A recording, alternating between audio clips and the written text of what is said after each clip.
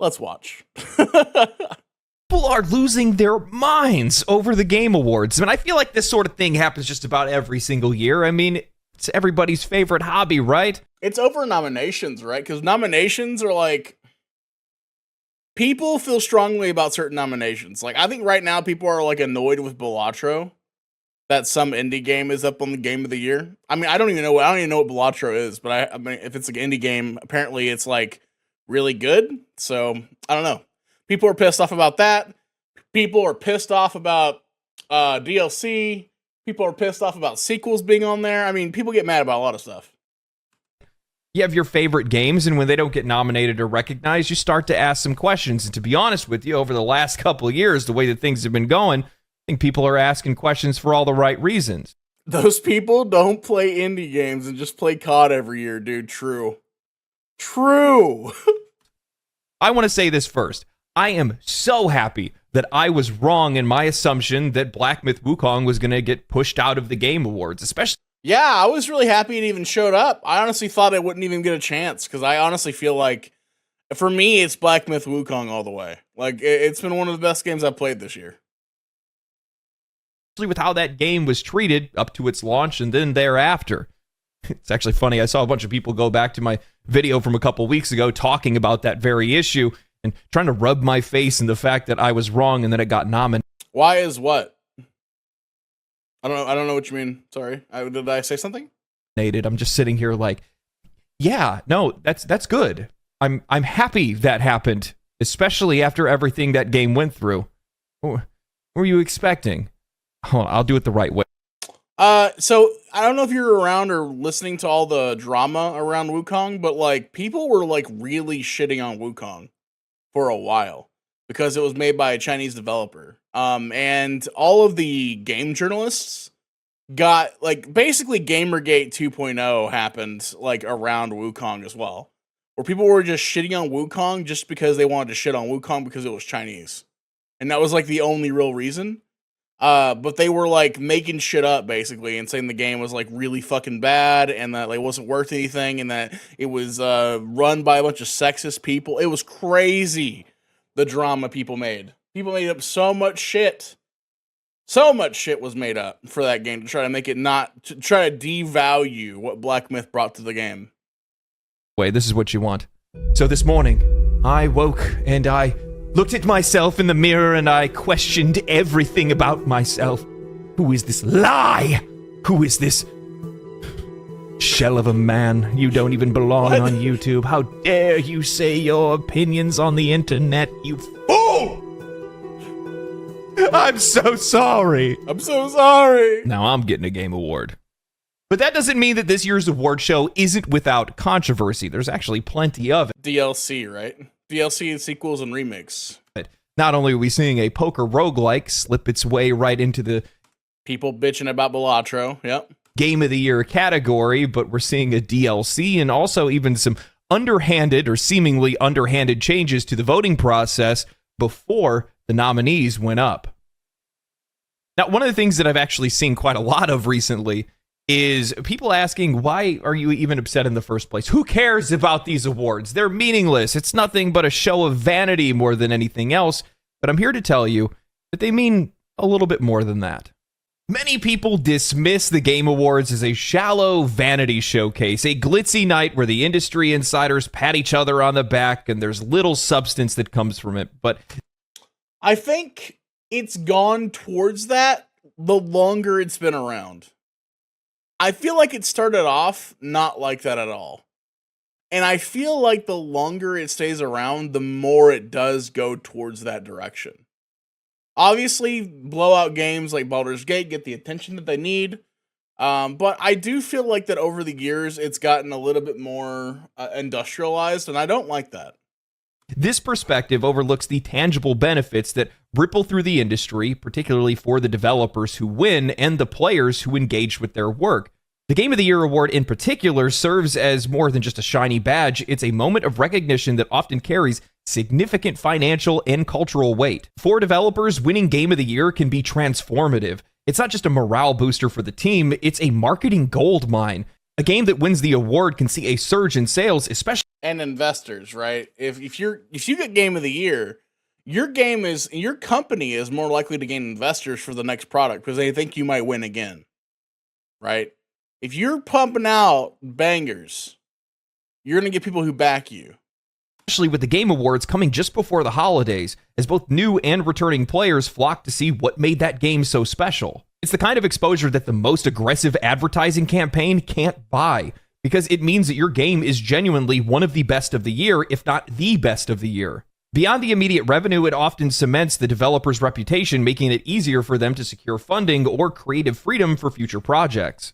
That recognition becomes a signal to investors and publishers that the studio is capable of delivering on excellence, giving them the leverage they might not have had otherwise. While I feel like in some cases, like Baldur's Gate 3, it's the best game of the decade.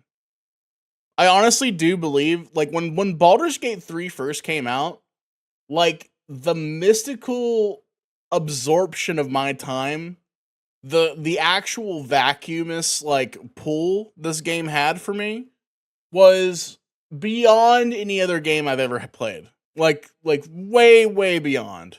I put so many hours into this game. I spent so much time just restarting and playing the game and enjoying the different, like, versions and dialogue options like that. Honestly, like, this is one of the best games, if not the best game of the last 10 years. A lot of sales can turn a lot of heads. Continued recognition, player engagement, and media representation can sometimes push these games even further beyond. Just using Baldur's Gate 3 as an example, while it soared at the start, smashing sales records for the company, it was ultimately recognized as the ultimate game of the year, earning the award on every professional stage across the entire industry, totaling 7 different Game of the Year wins. As a result, the game stayed in the news circuit, keeping invested players engaged in discussion outside of the game and helping it to reach the ears and eyes of more players around the world. Hell, it's still talked about and referenced even a year later. While this is a testament to the excellence of the game itself, Baldur's Gate 3 is genuinely one of the best games in the last decade, if not one of the best games of all time. There are quite a few people that are out there that keep seeing this game talked about, keep seeing it win, and say, fine, okay, I'll try it. Now, players also reap the benefits, perhaps not in the most obvious ways, but a Game of the Year win sets a bar for quality that other studios want to strive to meet. It tells the industry this is what resonated the most with an audience and critics alike, and developers take note of it. The success of games like Baldur's Gate 3, The Last of Us, Elden Ring, Breath of the Wild, all of these inspire trends in storytelling, world building, and gameplay mechanics that ripple into future titles. I also feel like games like this that are expansive but have a lot of, like, I feel like Baldur's Gate 3 and the people who make the game respect you as a player, respect your time, and respect your identity. Like, I don't feel stupid. I don't feel like the developers think that I'm stupid. They trust me enough to make the choices that I make and to make the make my gameplay a fun, enjoyable time. I mean, honestly, like, the worst thing they do is give you difficulty preferences. That's the worst thing they do, and most games do difficulty preferences. But honestly, like, I feel like as an overall, I feel like my time and my intelligence is respected in this game. Raises expectations and in many cases pushes the industry forward. Even acknowledgement of smaller titles in other categories can give a moment of spotlight, bringing a niche experience to players who may not have discovered it otherwise. I can't tell you guys how many times I found an indie title or a gem that I otherwise hadn't heard of, and it was just because it was nominated in the Game Awards. At its best, the Game Awards is more than just a vanity parade. It's a cultural touchstone for I want to play Metaphor so bad. The gaming community, celebrating not only what games are, but what they can be in the end. They drive innovation, give well-earned recognition to creative teams, and expose players to games that they otherwise may have overlooked. So while the event is undeniably flashy, its impact is far from superficial. It's a celebration that benefits the entire ecosystem. Now, I'm not saying that the Game Awards create success by any means. It's just that they're giving them a little bit of an extra nudge, that little extra added momentum that's helping them get even more successful than what they were at the very start. And this is especially true for holiday buyers because they walk into stores, or maybe they see an ad pop up on social media or on an app or something like that. They see that a game has that Game of the Year sticker and they think that it's a solid buy, a great Christmas gift for somebody. Yeah, it's a pretty good endorsement. Buddy, and chances are, more times than not, they're right. That ends up being the case. I know for years, my mom almost always would buy me the Game of the Year game because it was the easiest choice for her to make because she didn't really understand the games or the hobby or anything like that. And, as a kid and then even then after, yeah, it worked almost every single time. But the thing is that it goes beyond that. It's also just a recognition of being nominated in the first place. In a lot of cases, especially for the players, this is a way for us to come across games that we otherwise didn't have any interest in or maybe didn't even see at all. I think. Yeah, like I didn't even know what Balatro was. I was so confused. I was like, what? Poker is on a nomination list? What is going on? And then I looked into the game. One of the best examples of this is Balatro. Yeah. The game has exploded all of a sudden. Now everybody's talking about it, and for the most part, the vast majority of these folks haven't even heard of it. And honestly, they should probably be thankful of that. I have over 400 hours in the game, and I wish that I could get that time back. No, I actually don't wish I could get that time back. I don't know where that time went. I thought I only played it for like 10 hours, but sometimes I hear the music in my sleep.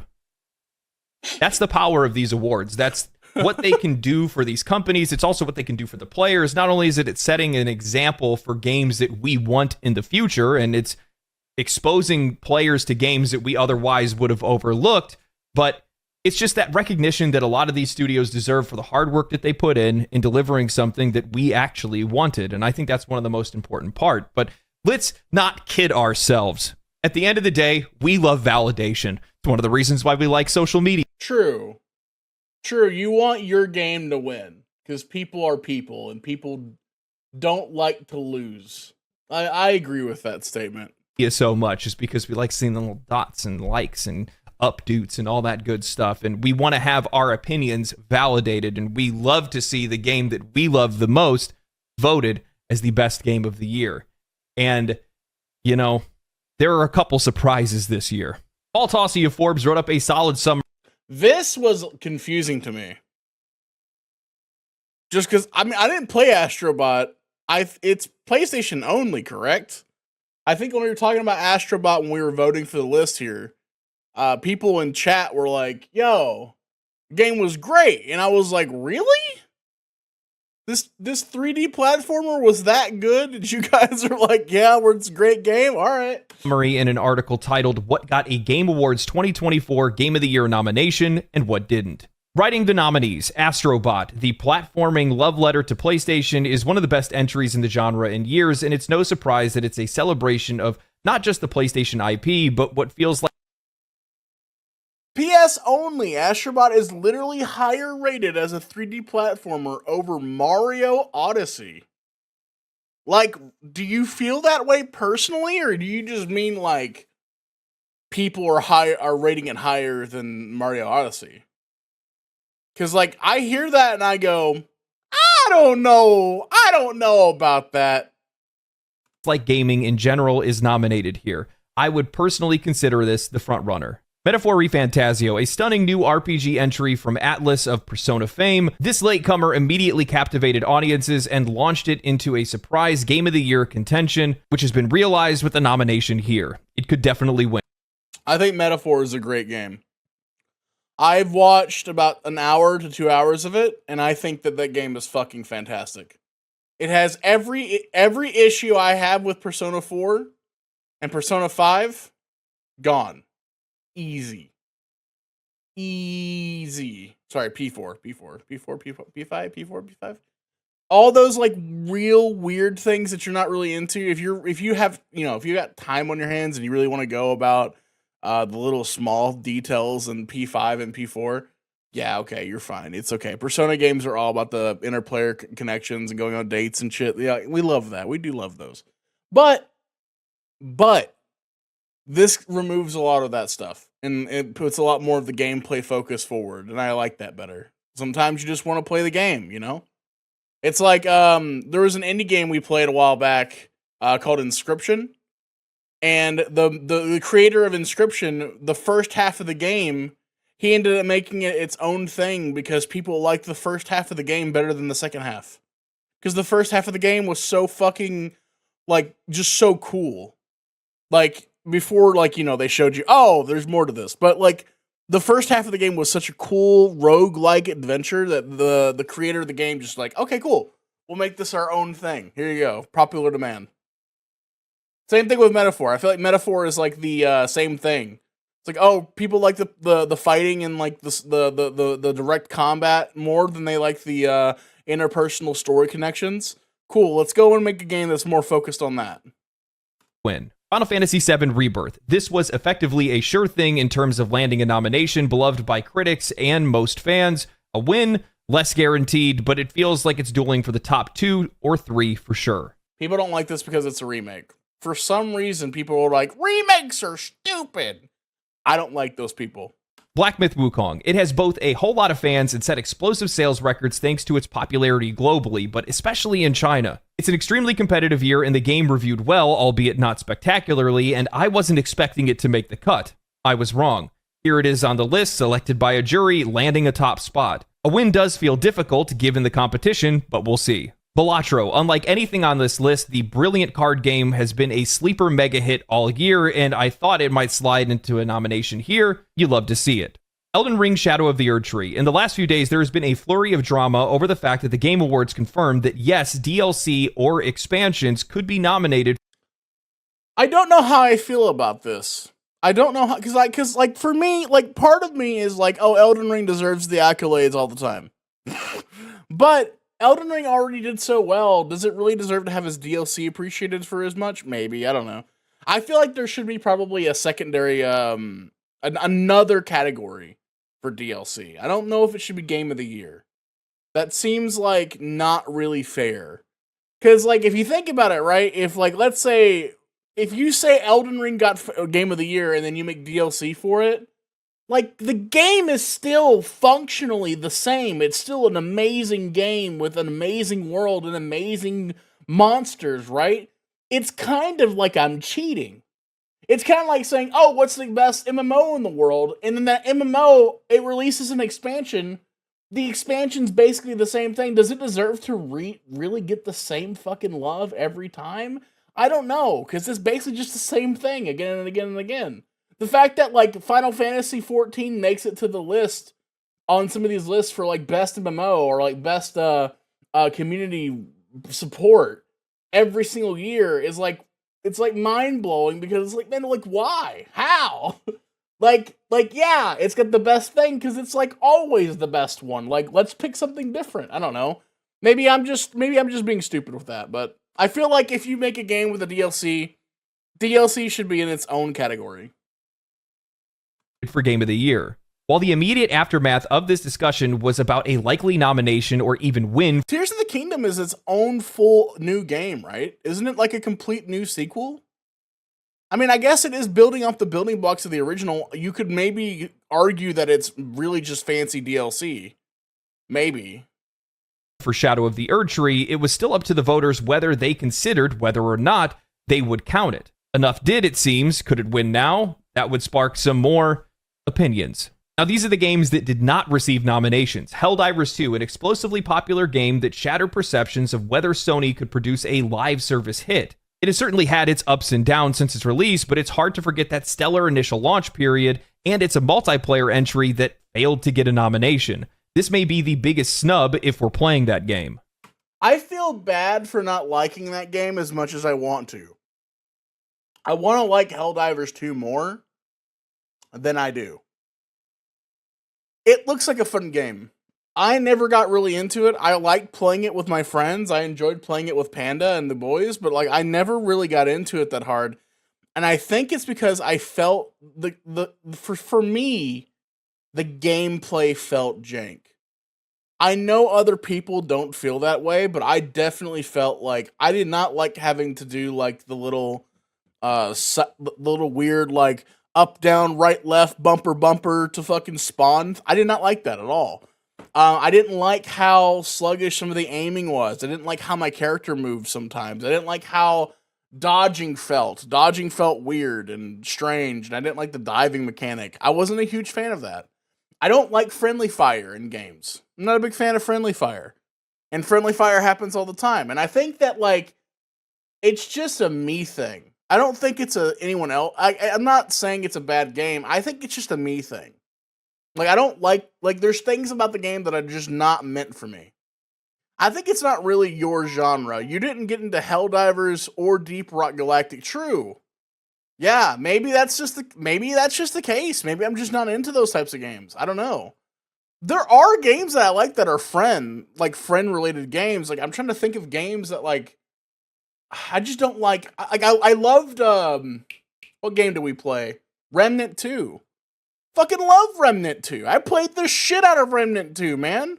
I love that fucking game. I didn't play it nonstop forever and like it didn't live in my brain rent free, but like I still loved playing it when I played it. Like I had a genuine good time even when I played solo. Silent Hill 2. This one was bound to be controversial as a remake, but Silent Hill 2 put up a large amount of It deserves to be up there. Nominations overall before the Game of the Year slate was ever even announced. It did not, however, land an actual Game of the Year nomination itself, which was a bit of a surprise. Dragon Age: The Veilguard. There was some theorizing that it shouldn't be up there. Bad game. games journalists would rally behind this game to get it nominated, but despite its solid enough reviews and many Dragon Age fans enjoying it, it's not exactly a product similar in the full-on glory days of BioWare, and as such, it did not land a nomination. Legend of Zelda: Echoes of Wisdom, certainly a departure from the traditional Zelda game, but still a bit of a surprise that it didn't represent Nintendo on the Game of the Year list. I suppose it's not a mainstream entry, but you don't often find Nintendo missing out on a best game contender during a given year. Tekken 8. A 90 Metacritic score might normally guarantee a placement on the list in most years, but Tekken suffers from being in the relatively niche fighting game genre where it will unfortunately be overlooked by most voters. It's likely a favorite for best fighting game of the year, obviously. Now that we've gone over the summaries, a few of these games stand out amongst the rest, and they've caused quite a bit of criticism. Helldivers 2 not being in the running, Silent Hill 2, while a remake, was still received incredibly well. Balatro is an indie hit that many haven't heard of, but it still made the list, and Dragon Age: The Veilguard, for all of the praise that it got, ended up just being in the accessibility category next to Diablo 4, which, let's be real, that's more or less them just thanking them for coming. I'm genuinely shocked that Palworld wasn't mentioned anywhere, and Palworld's not mentioned because there's a controversy around the game. Then again, the media really torched that game Just on saying, release, that's why. but the biggest sore thumb is Elden Ring: Shadow of the Erdtree, a DLC. This has to be the first time ever that we've ever seen a DLC creep into the category of Game of the Year, and people have been talking about it. While most people seem to generally agree that a DLC shouldn't be in the running for Game of the Year, and are upset that it likely will push out whatever their favorite game is, there are some in game development and games media that have begun to push back. As an example, Greg Miller of Kinda Funny Games tweeted out saying DLC should be eligible. Yeah, it's not this perfect game, but Palworld isn't up there at all. And this year, Palworld was a breakout success. Like a breakout success. It did unbelievably fantastic. It deserves to be recognized in some aspect or shape or form. There needs to be an early access category, something. There needs to be something. It's a great game, in my opinion. I was thinking just as the Game of the Year, it doesn't deserve Game of the Year. Oh, yeah, no. I agree. It shouldn't be anywhere near Game of the Year, but it should be in the Game Awards. Absolutely. It should be in the Game Awards somewhere. It deserves to be in there somewhere. And the fact that it's not mentioned kind of pisses me off. But I also understand because they're currently going under a thing where they're being sued, I guess, for what copyright, not copyright. They're being sued for trademark something. It's stupid. Pokemon is stupid. All right, if I didn't like Game Freak and Nintendo before, I really hate them now. Like, the reasonings for them getting mad at Palworld is crazy. For Game of the Year. It's a game people played this year. If it's that good, it should be honored. Thomas Mahler of Moon Studios also tweeted out saying, it seems that a few people are upset that the Elden Ring DLC has been nominated for the Game of the Year award at this year's Game Awards. Let me be clear, I'm 100% on board with this decision and told Geoff Keighly the same a few months ago. The industry is changing and we're moving from box products and sequelitis more towards games that are kept alive. It makes sense to do so. I think that in the future, we're going to see more and more games that are treated as mere platforms that are receiving updates continuously, and we should celebrate those achievements just as much as we are celebrating entirely new products. I agree. Make another category for it. You can appreciate the work someone does without making it Game of the Year.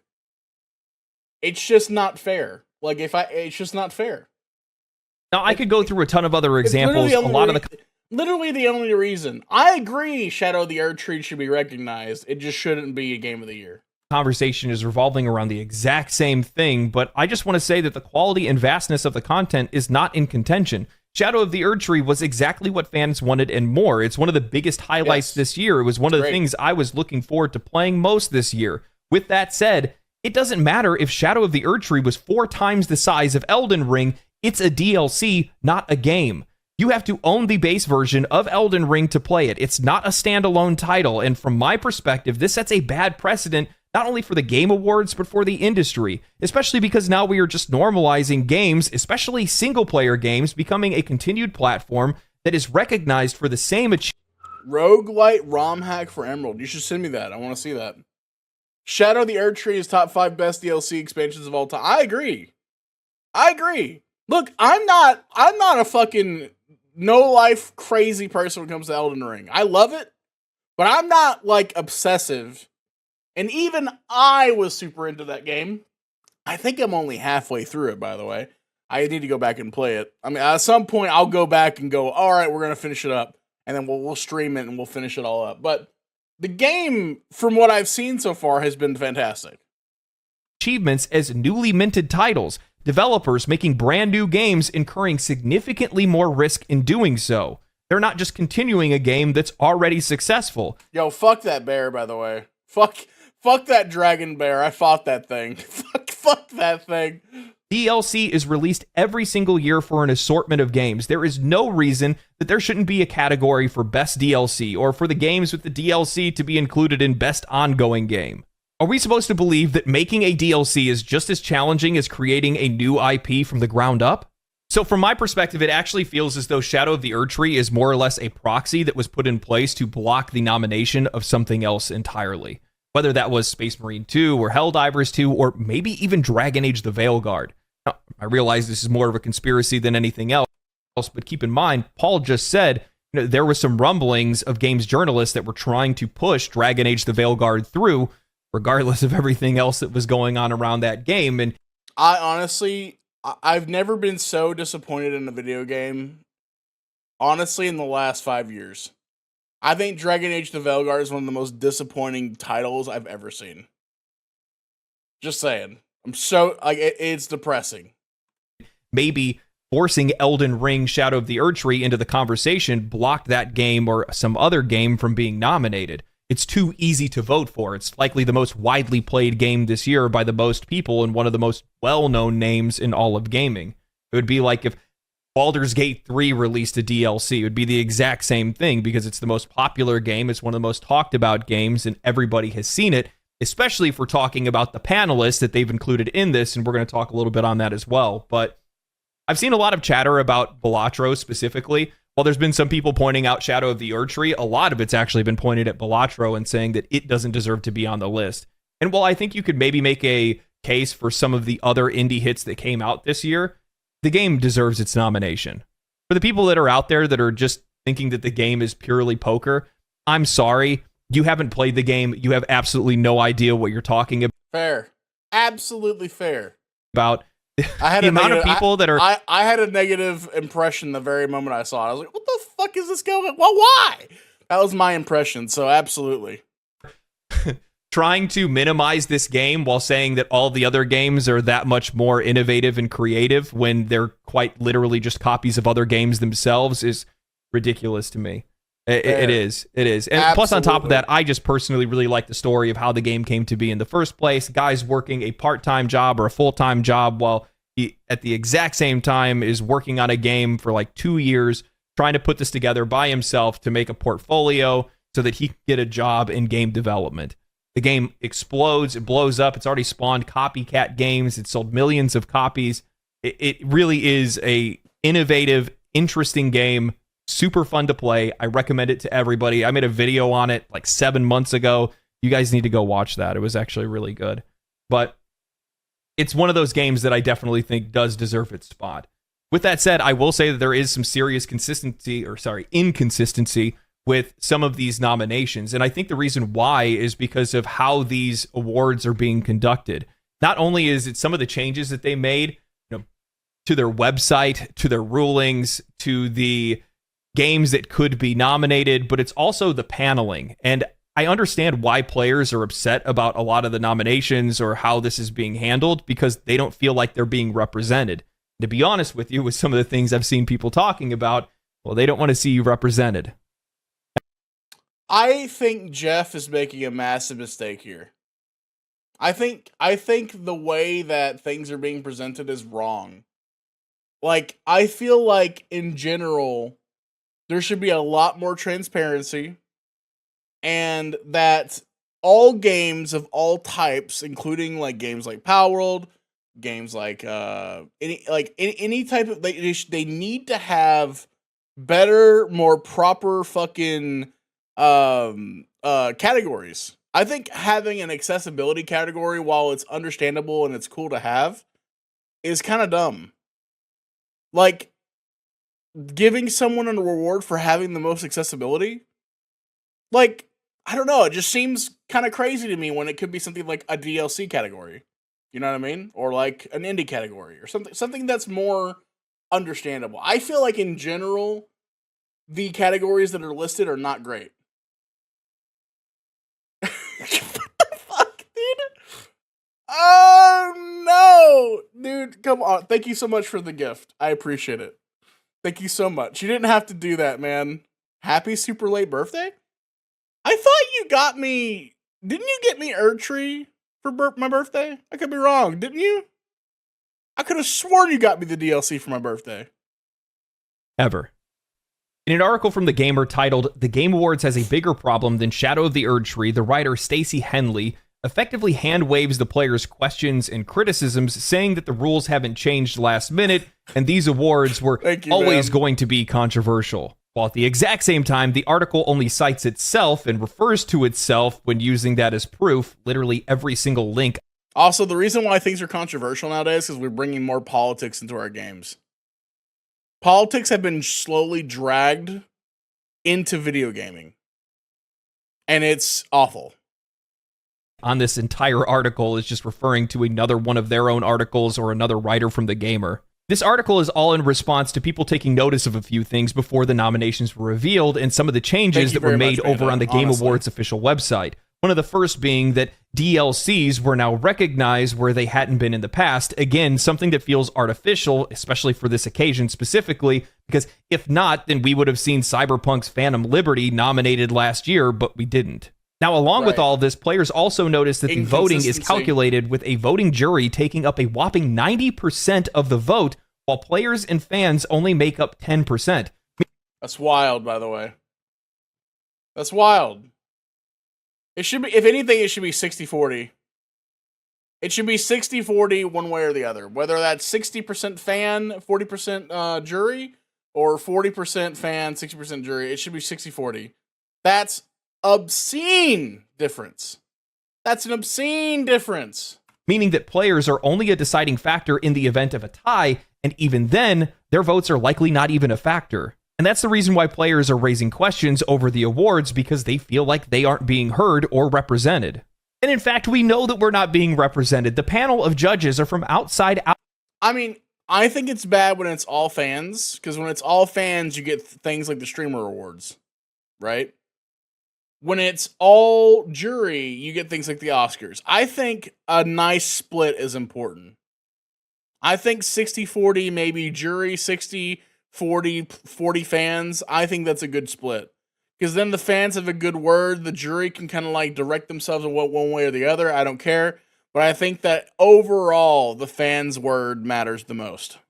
Outlets that have nothing to do with gaming at all. Looking at some of the outlets in the US, we have Entertainment Weekly, the LA Times, the New York Times, Pride.com, Rolling Stone, The Atlantic, NPR, and Variety. Looking at the UK, we have Discussing Films and The Mirror. Many of these sites and magazines are nothing more than celebrity gossip and tabloid magazines. Nothing representative of gaming culture, the perspective of players, or representative of the industry in any way. I'll be straight with you guys. This makes no sense to me whatsoever. I know that Geoff Keighly has been pushing for the award show to be more like the Grammys or something like that, upping the ante each year, but this feels like groveling at Hollywood's doorstep more than anything else. Jeff, we're winning. Our industry dwarfs music and television by a country mile. We do not need their approval, and frankly, the last thing that any video game player wants is Hollywood's influence in the gaming industry. Absolutely. Henley chalks up the awards being controversial no matter what because of toxic gamers, hand-waving their concerns, saying maybe it's more controversial this year because of everything that's going on in gaming. There are a few who dread Shadow of the Erdtree's potential nomination on quality. It's roundly considered an excellent expansion to an excellent video game. The issue is the principle of the thing, and gaming has been short on principle this year. A groundswell of toxicity has risen unchecked this year in gaming. It has an outsized influence in the YouTube algorithm and on X, the everything app, as long as it aligns with Elon Musk's increasingly erratic views. But it is still disheartening to see gaming companies shove their fingers in their ears, though it's impressive that they manage to do this while their heads are buried in the sand at the same time. If you're getting criticism, I would say 80% of the criticism that you retain is real and important criticism. 20% of it is just going to be BS vitriol with no backing at all. And that's like true in any sense of the word. That's true when I post a video on YouTube and I get like 30 comments being like, VTuber bad. Like, that's a small thing, dude. Like, it's a small thing. Like, people, you might hear a ton of complaints. Like, you have to be able, like, the most important thing you can do as a developer or as a journalist or as someone who creates content is to be able to filter out what's really someone trying to give you feedback and what someone's trying to be a dick, right? So, yeah, people sound toxic, and some people are toxic, but they're giving you good feedback. Some people might just be mad for whatever reason or another, but they're still giving you proper feedback. Like, if they don't like the way that you sound, maybe your mic fucking sucks. If they don't like the art style of the video game when it was consistently dark and broody, and you suddenly one day decide to make it Disney, right? Like, and they give you that feedback. That's not them being toxic. They're giving you good feedback. Dragon Age, Velgard. They're giving you good feedback. It might sound toxic from your perspective, but that's good feedback for you. That's telling you something. Hey, we used to be gritty, we're not anymore. Maybe there's an issue here. I don't expect Keighly to address this on the show, and I don't think he could say anything to help, but his stay out of everything attitude will not wash this time. He'll be in the meat grinder with the rest of us, and it remains to be seen how a man buoyed by populism and never having a public opinion beyond loving a video game deals with that. She then goes on to say that if Black Myth Wukong and Stellar Blade don't sweep the awards, then gamers are going to feel like the entire thing is rigged. And after stating, when these folk demand Black Myth and Stellar Blade sweep the board, I see replies like, what about Final Fantasy? What about Astrobot? What about Metaphor? What about Infinite Wealth? What about Dragon's Dogma? What about Balatro? What about 1000 Times Resist? And the reply I see from these apparent fans is always the same. I haven't played most of them. These people don't even have opinions on games. They just like being mad. They're the only people who ever cared about Dustborn or Unknown 9, and yet they parade around their heads as if they bested Rob Stark. If this campaign had started a few months earlier, Hogwarts Legacy being snubbed at the Game Awards 2023 would have been huge news. People that like Black Myth Wukong and Stellar Blade are immediately looped into the group of these people, games that only had controversy because it was manufactured by Games Media, and the players felt that they had to stand up to protect those games that they love and enjoyed, and they want to make sure that those games are recognized. Right, so the only solution to players not feeling represented by the industry is to have the industry speak out against those players that you disagree with, to put them in their place. And you're upset that Geoff Keighly doesn't want to get caught in the middle of that and feels like it's not his place to do so. This is no different than the media campaign to get Keighly to say anything about industry layoffs. Like, that would have any impact outside of virtue signaling over something that you can't control and ultimately don't even understand. I feel like games media and media in general needs to really start to self-reflect.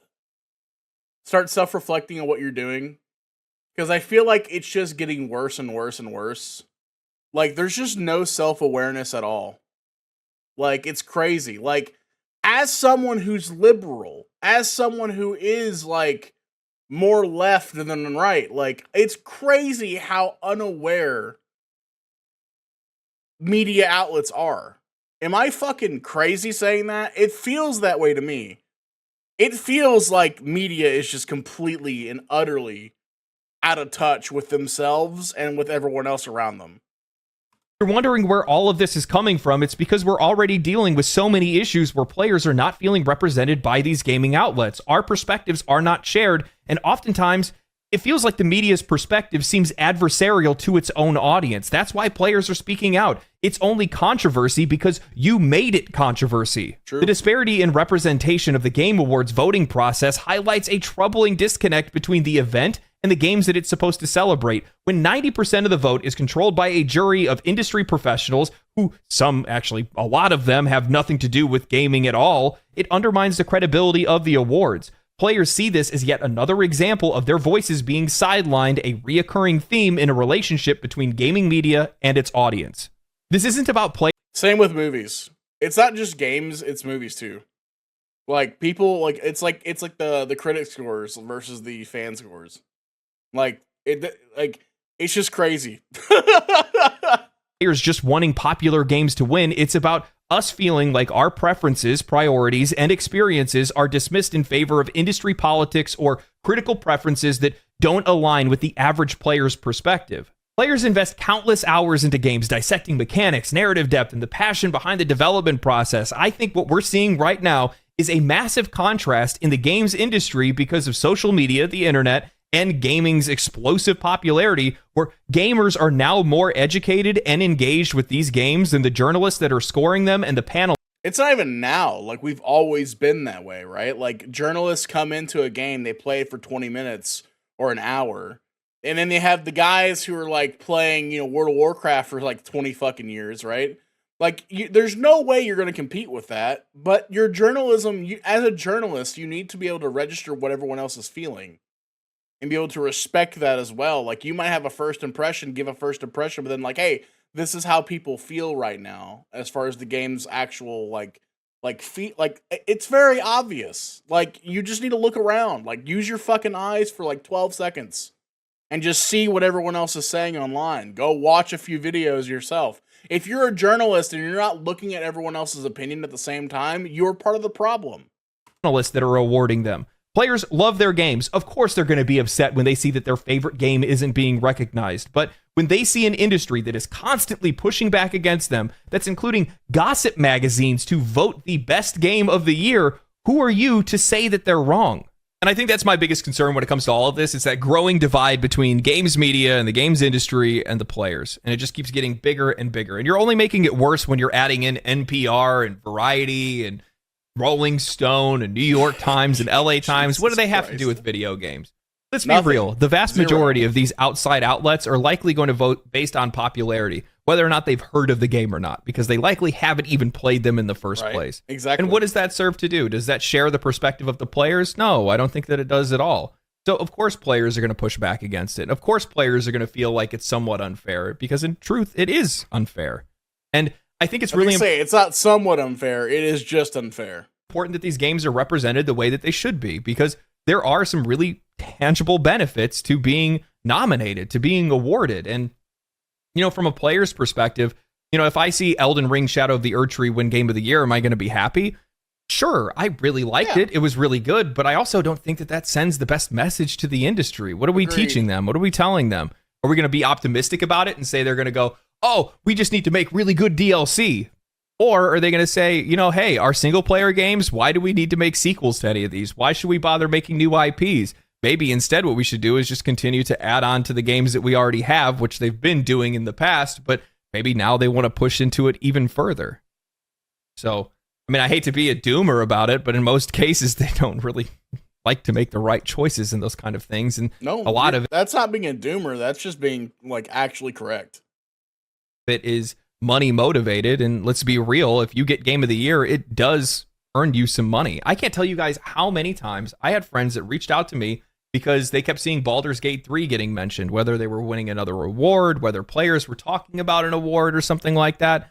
And these folks that, never played a turn-based game before finally gave the game a shot because they just kept hearing about it. So at one point in time, it all has to be true, and I got to give the game a shot. And that's how it works for some of these games.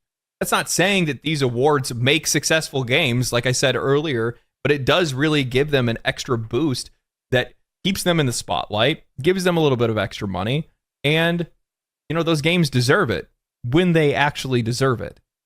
So, I don't know. I don't really know what, like, the solution to something like this is either, because, like, I don't really see the Game Awards somehow getting closer to the perspective of the players. I mean, this whole... No, it's just going to pull further and further away. That's how it's going to be. Unless Geoff Keighly does a full 180 here, it's just going to keep going further and further away from what gamers actually want. Like, 90 versus 10% thing is just, like, crazy to me. Why do you even have us vote if that's the case? Because 9 times out of 10, our vote doesn't matter. Right? Well, I guess it's probably not really exactly how the math works, but I would guess that the vast majority of times our votes don't even really count. I would almost bet that they probably don't even check it to begin with. Why would you? And they're not even necessary at that point. And yeah, I don't know. Anyway, tell me what you guys think. One of the other things I'll bring this up to before I finish. Looking at some of the awards and some of the different nominations, things don't really make a lot of sense. Because looking at, like, ongoing games as an example, how is Diablo 4 voted for best ongoing game, but we're not seeing Warframe as an example, or Path of Exile, when those games are not only more popular, but more successful and also more liked by their communities? I mean, Path of Exile is an example. They've been developing and continuing to support the base game while they're making a new game, and then... It's not as big of a company. That's why. I would argue PoE deserves it more, but they're not as popular as in the mainstream. So Diablo is. Plan to still support. Elon Musk is one of the best players in all of Diablo. Factual statement, by the way. That's not even like a false statement. Not a fan of Elon Musk, by the way. Don't like him. But he is one of the best players in all of Diablo. That gives you a retrospective as to why Diablo's up there and PoE isn't. Both equally in the future. How are you not showing some love, appreciation, and shining a spotlight on that, especially for the kind of value that it brings to the players, the kind of appreciation it shows to the players? I saw Asmongold recently brought up another Crab's Treasure for games of impact because of how well it does, environmentalism and things like that. Metaphor would be another really good example of a game that could make it into games of impact. It's one of the very few games in the last few years that I've seen be able to cover a topic like diversity in the right way. Anyway, hope you guys enjoyed the video. If you guys did, share the video with your friends, like the video, subscribe to the channel, comment down below. Let me know what you guys think about the Game Award nominations. Did your favorite game make it up there? What game should have been up there? What game shouldn't have been up there? If you say Balatro, you're banned. Rest in peace, dude. That was a good fucking video, man.